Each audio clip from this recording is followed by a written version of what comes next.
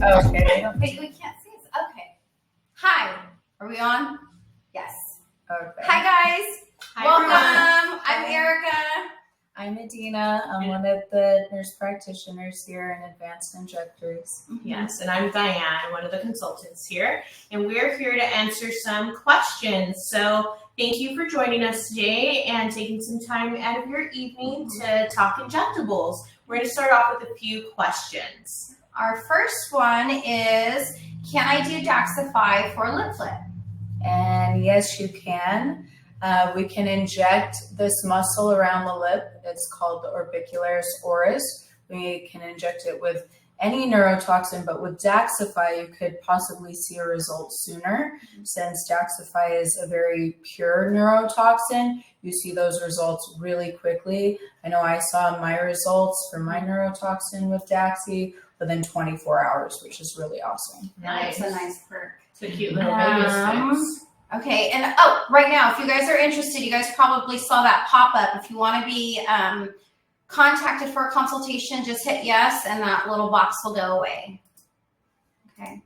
All right, and now next question. Can we do RHA in our crow's feet? Yes, you definitely can, as I said, RHA. I'm like, wait, you put it all. I mean, I guess if you want to put it in the Let's do a little bit more specific. You could do redensity in your under eye area, but you're not going to inject it directly into the crow's feet area superficially. But you could put one of the lighter fillers into the under eye region to help camouflage and build a little volume in the under eyes to camouflage the crow's feet overall. But typically we're going to go in with Daxxify into the crow's feet to help reduce that muscular contraction so that you get less of those lines appearing. And then I would think about doing some under eye filler after we've seen the result from that. Okay. I have a question well, actually both of you. Adina, if someone's interested in doing their nasal folds, what filler would you use for that area? So it depends on the person. So depending on your skin integrity and how thick your skin is, we could probably go in with RHA 3. If you have really good skin integrity, we could go in with something thicker, like even RHA 4, and maybe even get a little more lift in this area. So depending on when you come in for your consult and we see what your skin integrity looks like, we could discuss doing one or the other. Okay, and we have a couple questions in regards to pricing. So Gayane, if you could share what the special pricing is for this evening and how much each syringe is. Yeah, of course. So our promotion for this evening is an additional 5% off of our monthly promotion. And right now we are celebrating our anniversary. So it would bring you to a grand total of 35% off your syringe. A syringe with regular pricing can average out anywhere from $630 up to $750 per syringe. That does not include the discount, so you'd want to take 35% off of that. And this evening, we are going to have a lucky winner that will actually win a free syringe. So you want to stay through the end of the video to be able to enter to win that. So if you have any other questions in regards to pricing, please feel free to send us a message. And we are available to take calls or virtual consultations through the end of the week. I do believe RHA 4 is $850 though. Great. So, yeah, $630 to $850. There you go. Okay. All right. Next question. What is the difference between the lip border definition and lip fillers? What is the difference? So sometimes we do have patients that come in asking for a natural just definition to the borders.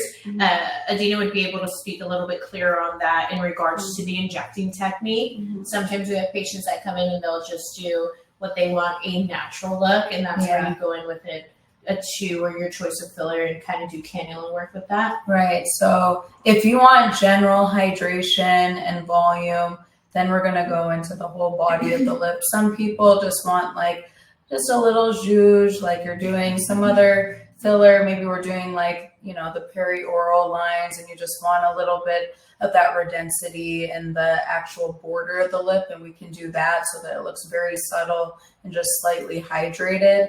A lot of the time, if you're looking for more pop, I'll say, okay, well, we should do the actual full body of the lip, and we can even run along the border, whether it's with a cannula or a needle. so it just depends on your desire and what you're going for. Do you ever just treat around the mouth and not through the lip?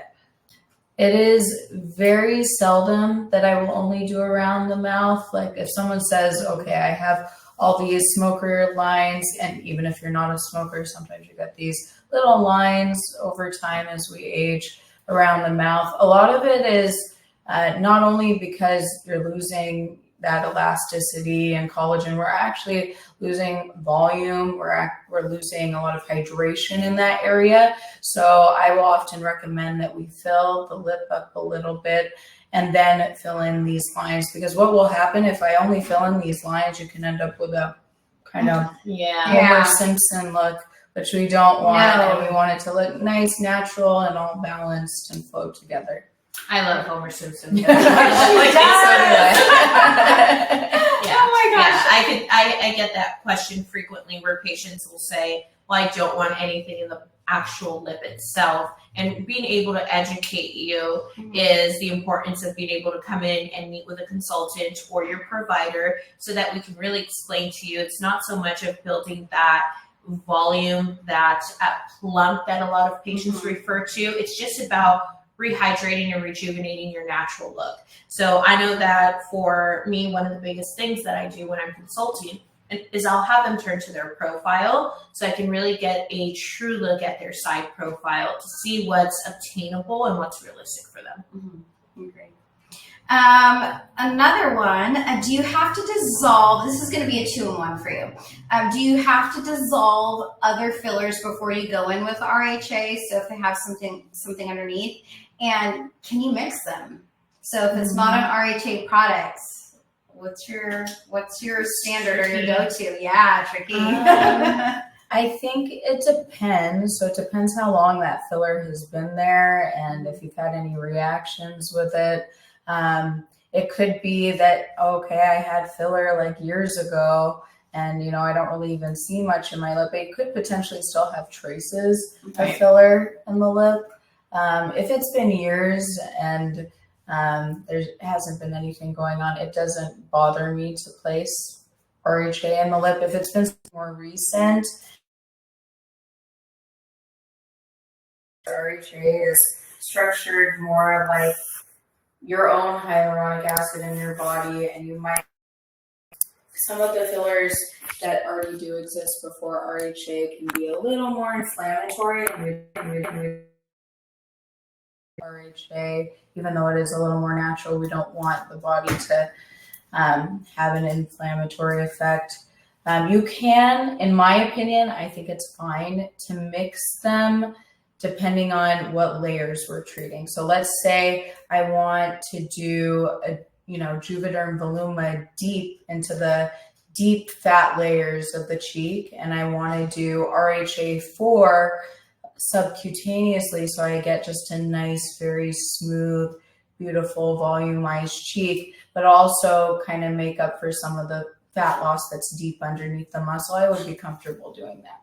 Okay, so we can mix. All right, what is the difference between Botox, Dysport, and Daxi? And can someone use Daxi instead of Botox? So another 2-in-1. Okay, so Botox, Dysport, Daxi, they're all botulinum toxins, but they're processed a little differently. Some have more proteins in them, like Botox, and Dysport. Daxxify is supposed to be a little more pure, less proteins, which is why we see that reaction a lot more quickly. You can see a result a little more quickly. Daxxify, for the same reason, may last longer in this 11s area for that reason.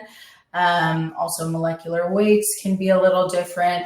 Daxi doesn't feel, in my opinion, as heavy as Botox. And Dysport also can feel a little lighter as well. So depending on you and, maybe where like your brow position is or how hooded your eyes are, it might be better to go with something like Daxxify or Dysport over Botox because you don't want that heaviness. Or if you have an event coming up and, we want to see a result a little faster and get you in sooner for potentially if it's your first time, we might want to do, a little extra or a little touch up.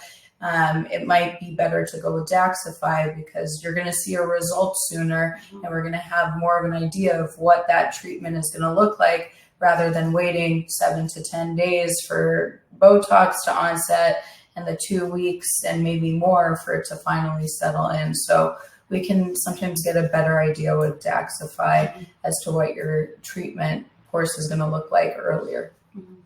I frequently get asked if we ever do combination between toxins, and I think that's a great topic to sometimes bring up with the opportunity of having our audience. I know that it is something that I get asked in the treatment rooms or when patients are inquiring about maybe considering Daxi. They want to know, well, am I able to use Daxi in the glabella area, and then can I still do my disc port or my Botox around it?